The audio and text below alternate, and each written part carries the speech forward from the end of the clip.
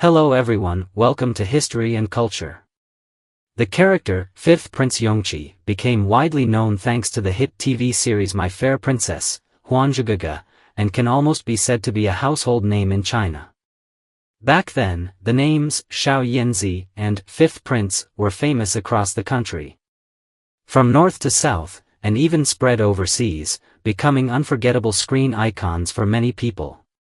Moreover, in later popular Chinese palace dramas such as Rui's Royal Love in the Palace and Story of Yongchi Palace, the character of 5th Prince reappeared multiple times, leaving an even deeper impression on audiences. On screen, Yongqi is portrayed as a handsome, intelligent, and elegant prince, deeply favored by Emperor Qianlong, a character full of charm.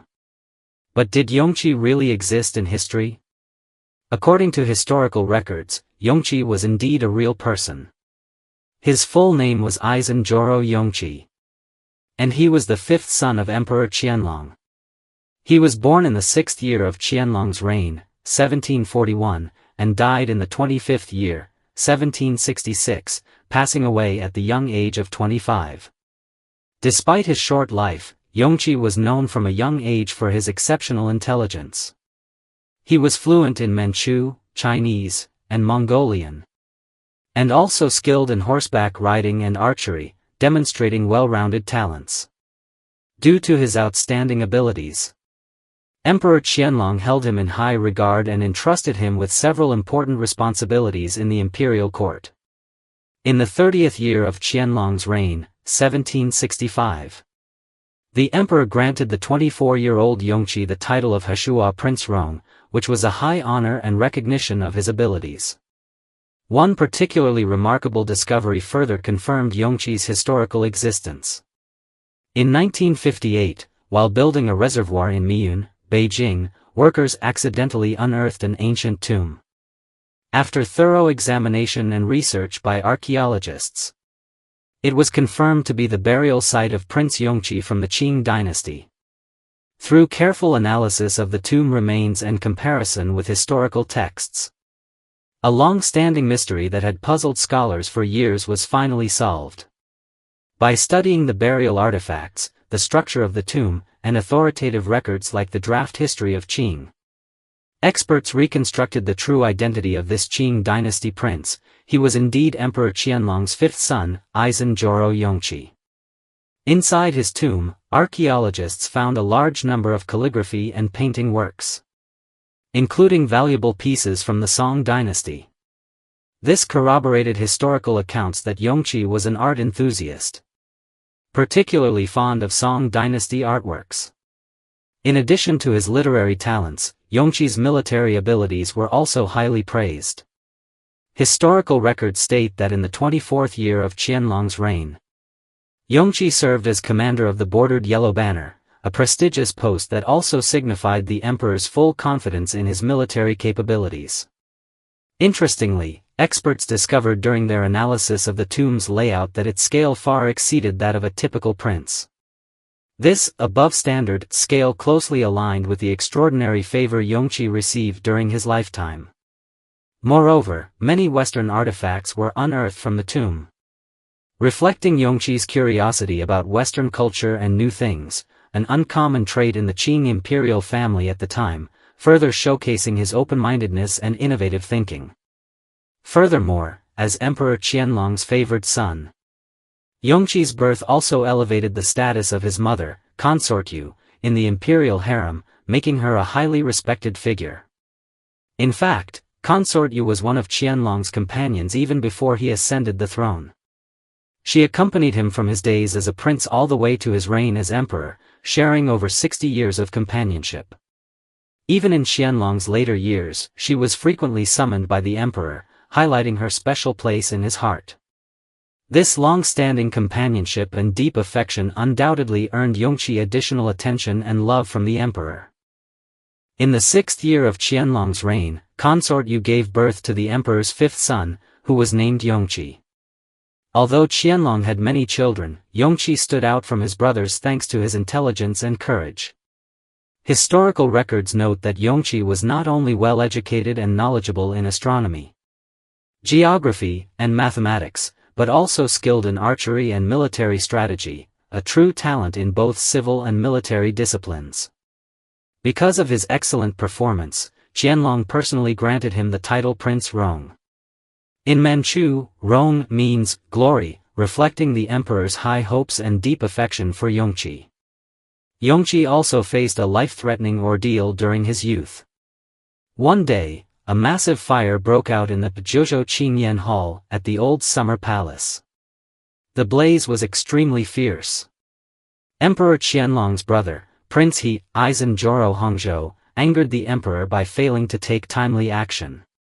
Amid the chaos, the teenage Yongqi rushed into the flames without hesitation and rescued Emperor Qianlong from the fire.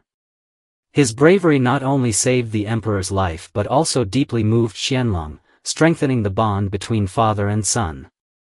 After that fire, Emperor Qianlong's attitude toward Yongqi changed significantly.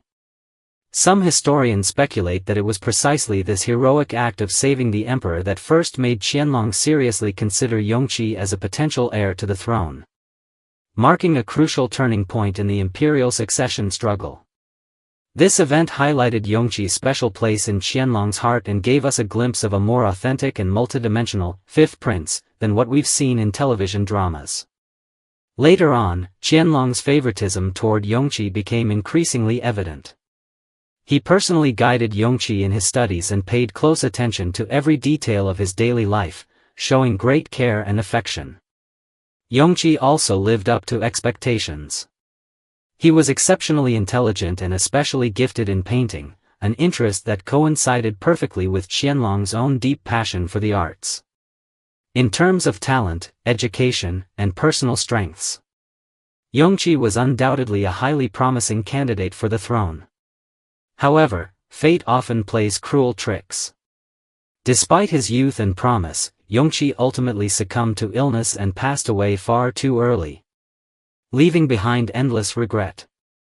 In the 30th year of Qianlong's reign, Yongqi died of a disease known as fuguju, osteomyelitis.